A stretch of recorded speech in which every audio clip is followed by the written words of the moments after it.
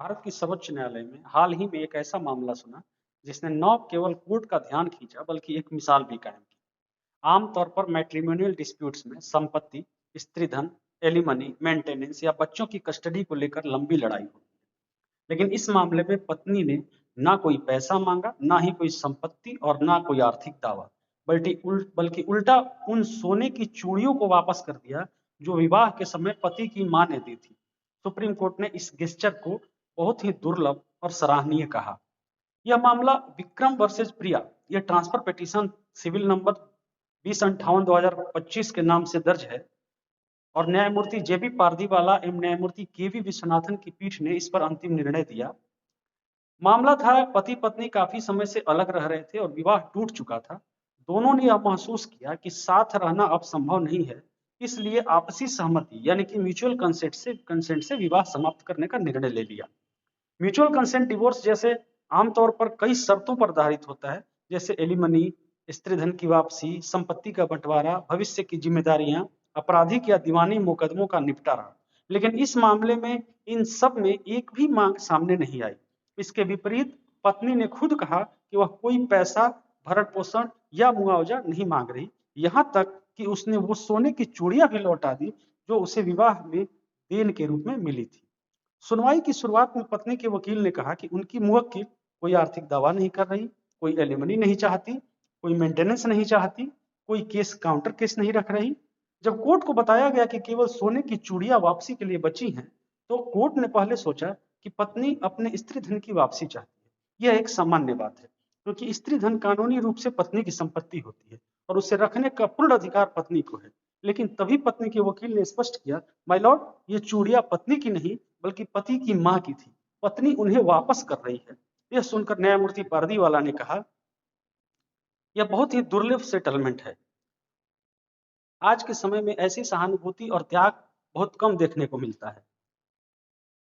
Supreme court ने अपने लिखित आदेश में विशेष तौर पर उल्लेख किया, यह उन मामलों में से एक है जहां पत्नी ने कोई भी मांग नहीं की, उल्टा उसने वे गहने वापस कर दिए जो उसे विवाह में दिए गए थे।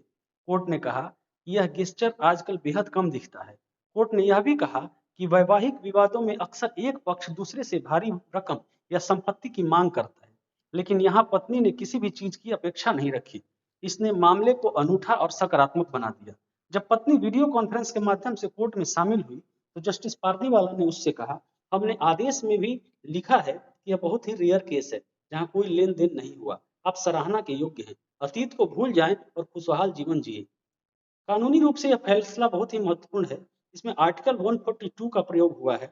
सुप्रीम कोर्ट ने इस मामले में आर्टिकल 142 का प्रयोग किया।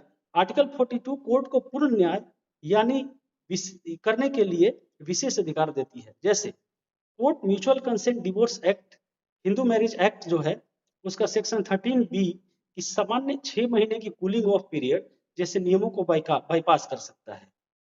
कूलिंग ऑफ पीरियड के बारे में आप सबको पता होगा कि जब भी म्यूचुअल कंसेंट से डिवोर्स फाइल होता है, तो उसमें एक समय दिया जाता है 6 महीने का, जिसको कहा जाता है कि पति और पत्नी दोनों अलग रहेंगे और 6 महीने के अंदर इनके पास ये अधिकार रहेगा कभी भी अपना कंसेंट विड्रॉ कर लेंगे। और उसके बाद 6 महीना तक अगर उनको लगता है कि हाँ डिवोर्स हमें चाहिए ही, तो फिर से आके अपना कंसेंट से वो करते हैं और उनका डिवोर्स हो जाता है। इसको आर्टिकल 142 बाईपास कर देता है। कोर्ट म्यूचुअल कंसेंट परिस्थितियां न्याय संगत हो तो कोर्ट तुरंत विवाह समाप्त कर सकता है आर्टिकल 142 का यूज करके। कोर्ट सभी लंबित मामलों को भी समाप्त कर सकता है। इस मामले में कोर्ट ने ठीक ऐसा ही किया। मैट्रिमोनियल लिटिगेशन में एक सकारात्मक उदाहरण है ये फैसला, और यह संदेश देता है कि शांति से और बिना विवाद के भी विवाह का अंत हो सकता है, कि हर मैट्रिमोनियल मैटर का अंत आरोपों, मुकदमों और पैसे की मांग पर नहीं होना चाहिए। यह आपसी सम्मान और डिग्निटी बनाए रखकर भी तलाक लिया जा सकता है। स्त्री धन वर्सेस फैमिली गिफ्ट के बारे में बात करते हैं, तो सुप्रीम कोर्ट का यह भी अप्रत्यक्ष रूप से मानना है कि यदि कोई वस्तु स्त्री धन है तो पत्नी को उसका पूरा अधिकार है। लेकिन यदि कोई वस्तु पत्नी की निजी संपत्ति नहीं है बल्कि परिवार की धरोहर है, जैसे कि फैमिली से गिफ्ट है, तो उसे लौटाना एक नैतिक गेस्चर माना जा सकता है। हालांकि यह कोई कानूनी बाध्यता नहीं होती। पत्नी ने चूड़ियां इसलिए लौटाई क्योंकि वह पति की मां की थी और यह नैतिक निर्णय था, कानूनी रूप से आवश्यक नहीं था। इस मामले में सुप्रीम कोर्ट मीडिएशन सेंटर ने महत्वपूर्ण भूमिका निभाई। 29 नवंबर को दोनों पक्षों ने बिना दबाव, पूरी सहमति से, शांतिपूर्ण बातचीत से एक एमिकेबल सेटलमेंट किया।